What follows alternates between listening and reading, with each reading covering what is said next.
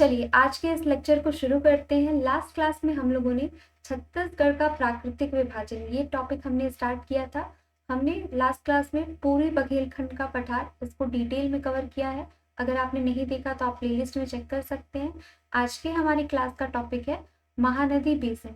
Mahanadi basin के बारे में अगर आप देखें तो इसे महानदी बेसिन क्यों कहते हैं, आपको मैं थोड़ा सा बता देती हूँ। जो अगर इस वीडियो को फर्स्ट टाइम देख रहे हैं, ये जो लेक्चर सीरीज चल रही है इसमें अगर आप प्राकृतिक तौर पर देखेंगे तो छत्तीसगढ़ को 4 भागों में डिवाइड किया गया है। पहला अगर आप देखेंगे तो ये होता है पूर्वी बघेलखंड का पठार, यानी कि जो छत्तीसगढ़ के कोरिया क्षेत्र में है। उसके बाद देखेंगे तो पाट क्षेत्र यानी कि पाट प्रदेश, जो कि छत्तीसगढ़ के जशपुर जिले के साइड आता है। उसके बाद जो छत्तीसगढ़ का मध्य भाग है, मध्य भाग में ये छत्तीसगढ़ का मैदान यानी कि महानदी बेसिन वाला पोर्शन आता है। उसके बाद जो छत्तीसगढ़ का बस्तर वाला क्षेत्र है उसे हम दंडकारण्य पठार कहते हैं।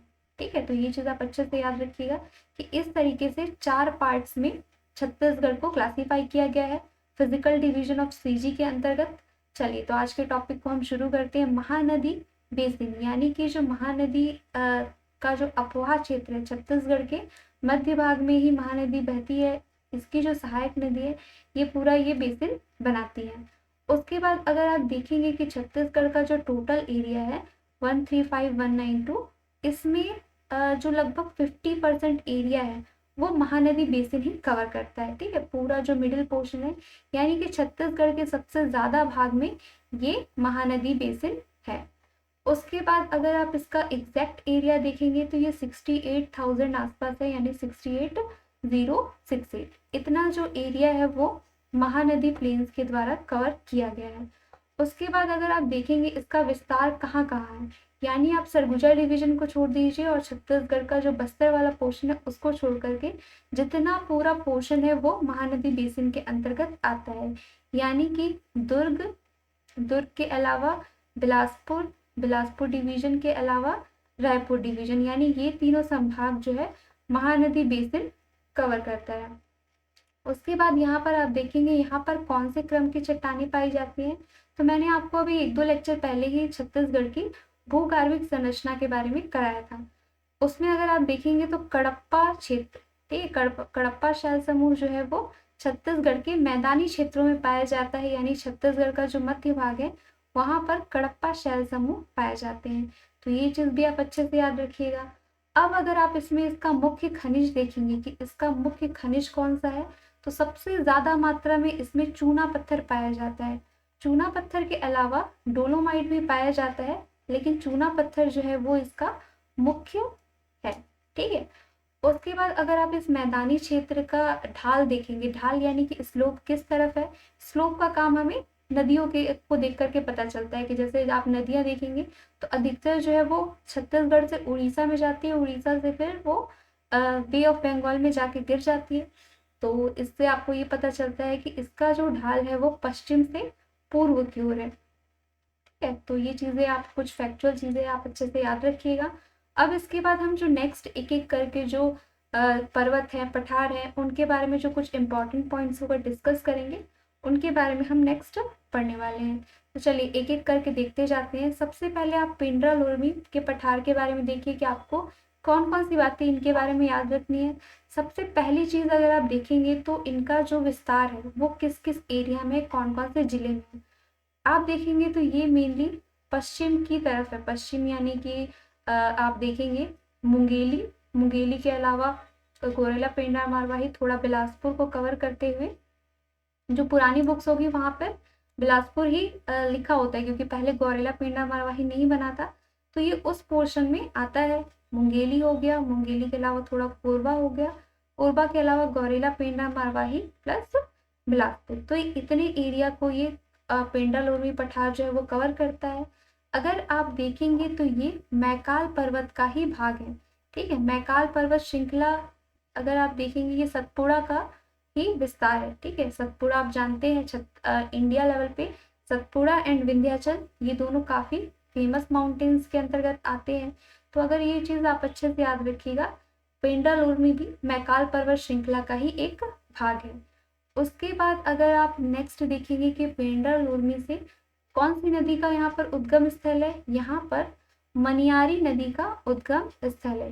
ठीक है, मनियारी नदी का यहाँ पर उद्गम स्थल है। उसके बाद नेक्स्ट चीज आप इसके बारे में क्या याद रख सकते हैं?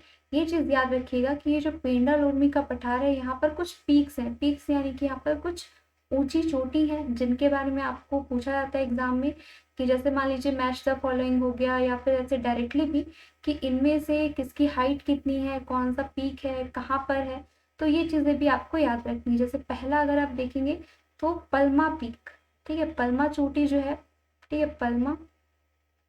दूसरा है लाफागढ़, ठीक है, लाफागढ़।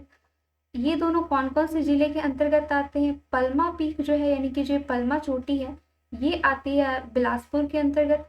ठीक है, उसके बाद लाफागढ़ आप देखेंगे तो ये आप सभी को पता होगा, लाफागढ़ का तो कई बार जिक्र होता है छत्तीसगढ़ जीके में। ये आता है कोरबा के अंतर्गत। ठीक है, उसके बाद इन दोनों की हाइट्स भी काफी इंपॉर्टेंट है, आपको अच्छे से याद रखनी है। इसकी अगर आप हाइट देखेंगे पल्मा वाले की, तो ये है 1080 मीटर और ये है 1048 मीटर। कई बार क्या होता है कि दोनों में कंफ्यूजन सा हो जाता है कि किसका 1048 है, किसका ये है। तो आप इस कंफ्यूजन, जैसे कभी अगर आपको कंफ्यूजन होता है तो आप इस तरीके से क्लियर करिएगा कि हाँ, पी जो है वो बाद में आता है, एल जो है वो पहले आता है। यानी कि पी वाले का ऑब्वियस सी बात है कि ये थोड़ा बड़ा होगा, तो 1080 इसका होगा और ये इसका होगा। अगर आप पेंड्रा उर्मी की औसत ऊंचाई देखेंगे यानी कि एवरेज हाइट देखेंगे, तो ये लगभग कुछ 800-900 आसपास होता है। ठीक है, 800-900 मीटर आप लिख लीजिएगा। ठीक है, ये सब कुछ कॉमन चीजें हैं जो कि आपको पेंड्रा उर्मी के पठार के बारे में याद रखनी है। तो इन चीजों को आप अच्छे से याद रखिएगा, नोट डाउन कर लीजिएगा। उसके बाद यहाँ पर देखिए छुरी उदयपुर की पहाड़ी। अगर आप छुरी उदयपुर की पहाड़ी के बारे में देखेंगे कि इसके बारे में कौन कौन सी बातें याद रखनी है आपको, तो पहली चीज तो इसका विस्तार, कि ये किस किस जगहों पर फैली हुई है।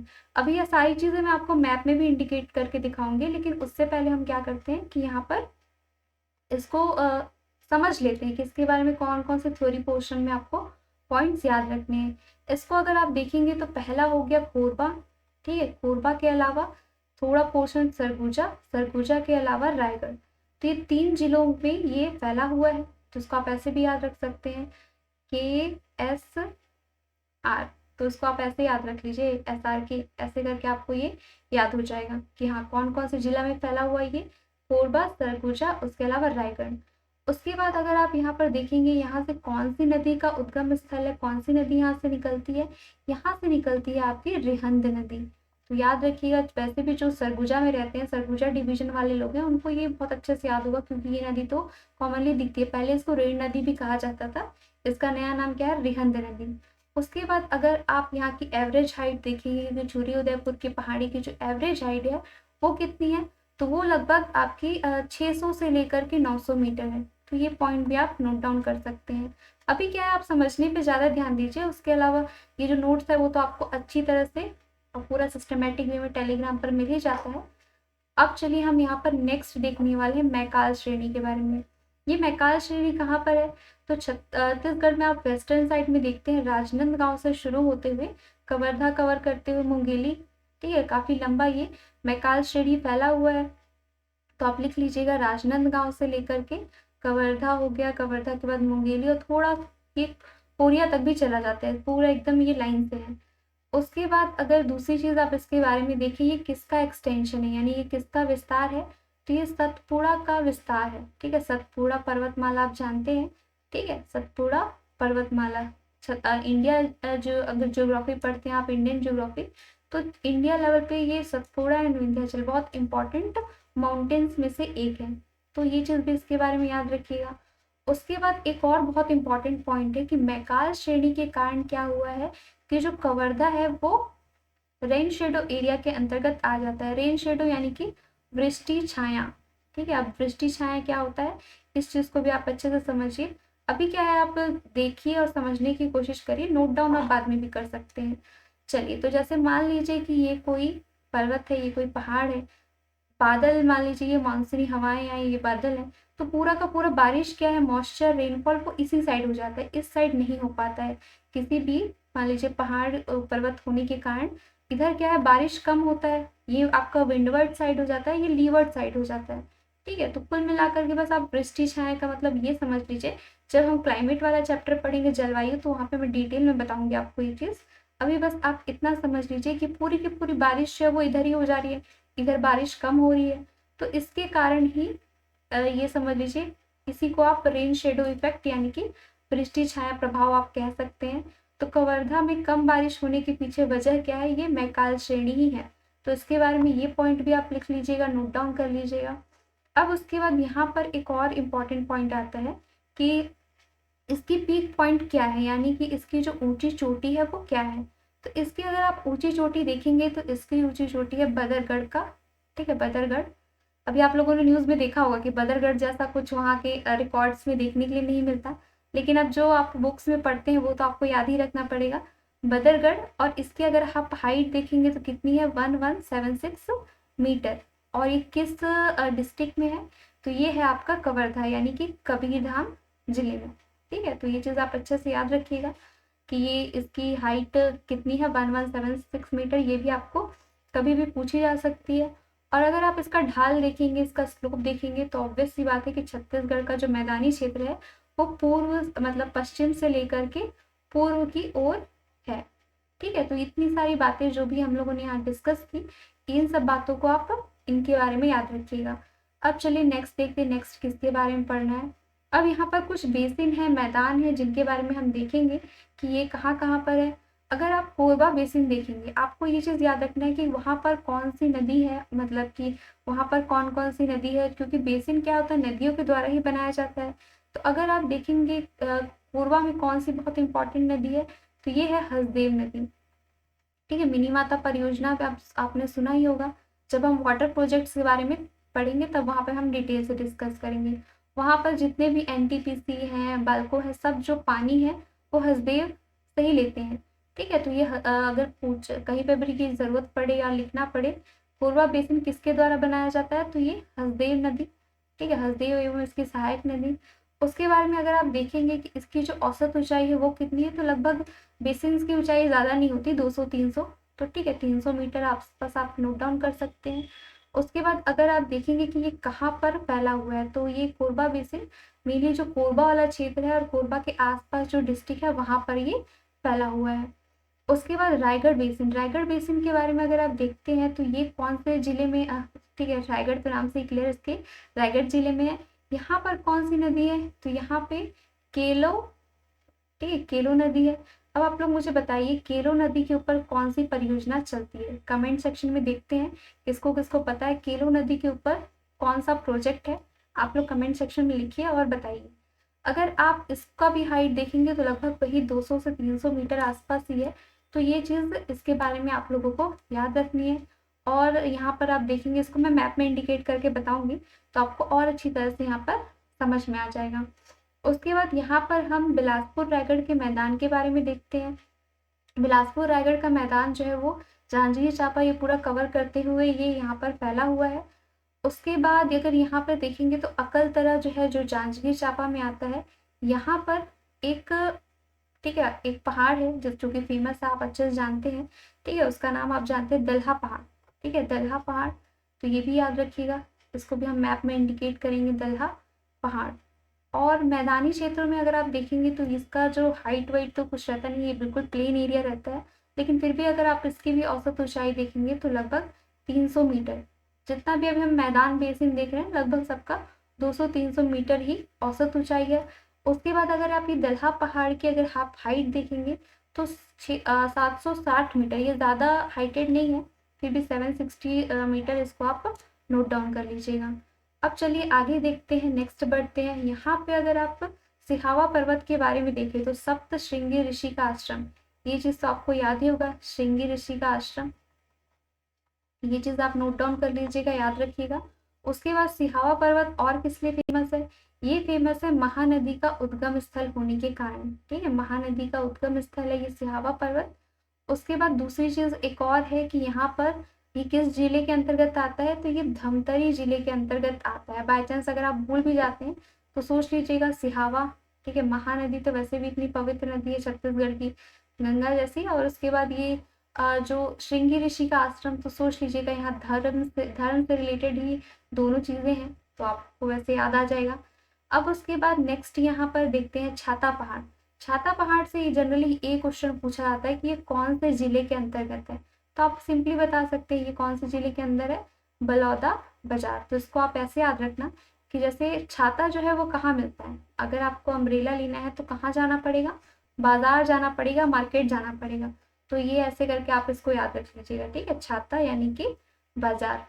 उसके बाद यहाँ पे दुर्ग सीमांत उच्च भूमि, ठीक है, अपलैंड थोड़ा सा ये उठा हुआ एरिया होता है, तो अगर आप ये दुर्ग सीमांत उच्च भूमि देखेंगे और ये धमतरी महासमुंद उच्च भूमि देखेंगे तो ये जस्ट सिंपली दुर्ग संभाग में ही फैला हुआ है। उसके अलावा धमतरी महासमुंद के बारे में देखेंगे तो धमतरी से लेकर के महासमुंद वाला जो पोर्शन है वहां पर ये लाई करता है, ठीक है। तो ये कुछ कुछ जो चीजें हम लोगों ने देखी तो इसके बारे में आप लोग अच्छे से याद रखिएगा। लेकिन यहाँ दुर्ग सीमांत वाले में आपको एक पॉइंट और नोट डाउन करना है कि इसी के अंतर्गत डोंगरगढ़ की पहाड़ी, डोंगरगढ़ की पहाड़ी जो कि आप सभी लोग गए होंगे नवरात्रि टाइम तो सभी जाते हैं, ये डोंगरगढ़ की पहाड़ी जहाँ बमलेश्वरी माता का मंदिर है, तो ये चीज भी याद रखिएगा। इसी के अंतर्गत डोंगरगढ़ एवं दल्ली राजहरा, ठीक है, दल्ली राजहरा जो है वो किसके लिए फेमस है, वो आयरन के लिए फेमस है, लेकिन यहाँ का स्टोरेज धीरे धीरे खत्म होने के कगार पे है, खत्म ही हो गया है। ये आप दल्ली राजहरा देखेंगे तो ये बालोद जिले के अंतर्गत आता है, और ये जो डोंगरगढ़ है ये राजनांदगांव के अंतर्गत आता है। तो ये दोनों भी याद रखिएगा। इनकी भी अगर आप देखेंगे हाइट वगैरह तो इसका 704 मीटर आसपास है, ठीक है, और इसका भी लगभग 700 मीटर आसपास ही इसका भी हाइट है। तो ये दोनों का जो है आपको हाइट काम आ सकता है। खैर जो ज़्यादा ऊंचे ऊंचे हैं जैसे कि गौरलाटा हो गया 1225, ठीक है, उसके बाद यहाँ पर बदरगढ़ हो गया, बदरगढ़ 1176, इन्हीं लोगों का हाइट जो है वो ज़्यादा काम आता है। हाइट को भी क्या है कि मैं आपको अच्छे तरह से मेमोराइज करवा दूंगी।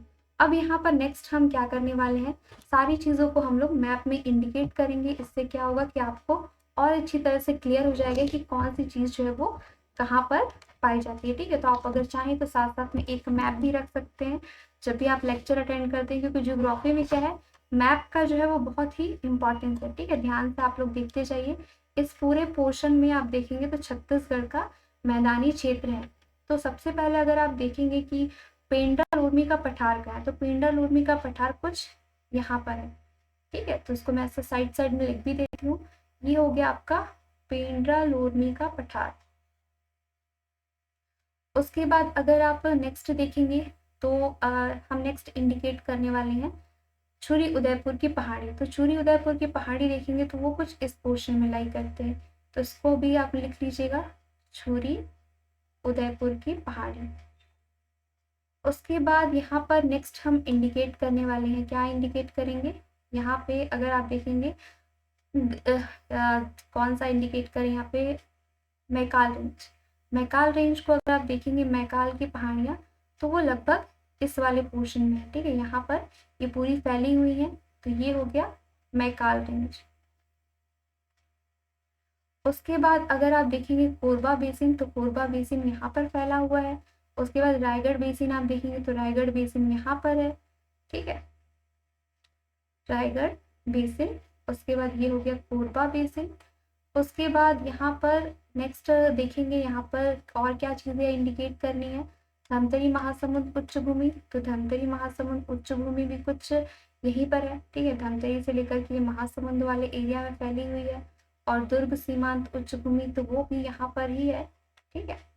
जो बेसिन वाला एरिया होता है और ये सीमांत उच्च भूमि का, उसमें आप एकदम स्पेसिफिक इंडिकेट नहीं कर सकते, जैसे कि आप अभी यहाँ पर कर रहे हो छुरी उदयपुर की पहाड़ी, उसी तरीके से इसको क्या है, ये थोड़ा सा अप्रोक्सीमेशन में आपको ऐसे बनाना पड़ेगा।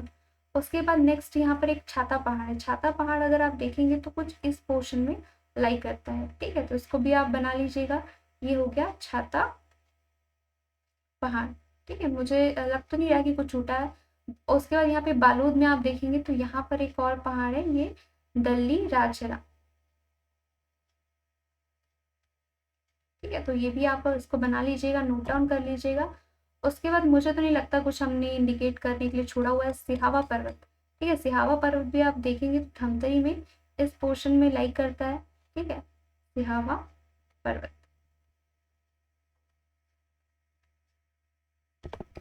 चलिए, तो इस तरीके से आप सारा नोट्स बना लीजिएगा और अच्छे से इस टॉपिक को समझ भी लीजिएगा।